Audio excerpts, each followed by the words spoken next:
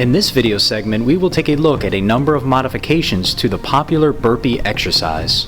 This will be the first component of a two-part series on the topic. In this initial section, we will cover modified burpees which serve to enhance abdominal activity as well as provide other distinct benefits when compared with the traditional movement.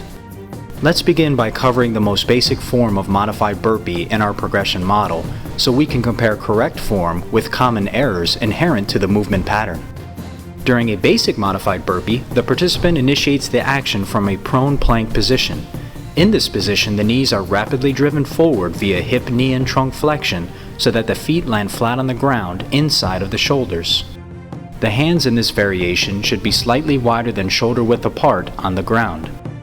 Attaining the flat foot position will ensure a full range of motion has been engaged, which will help maximize the stretch placed upon the thoracolumbar fascia as well as activation of the lower abdominals, which happen to be major benefits associated with this activity.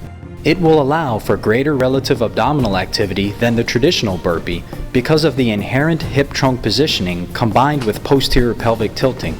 As seen here, a trainer should look out for a client who fails to pull the feet forward through a full range of motion, which usually forces the jumping action to occur off of the toes. Furthermore, the high hip positioning seen here will negate proper abdominal and pelvic activation.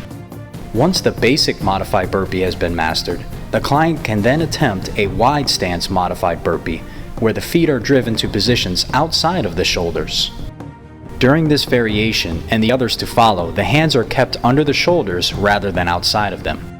Again, the feet should be completely flat and in full contact with the ground during the transition point between the concentric and eccentric phases.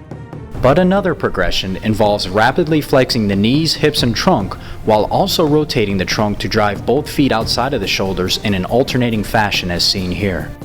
This will be a more difficult variation for many clients due to the added trunk mobility and coordination requirements. The shoulders should stay in line with the initial prone plank position while the hips and trunk do all the work.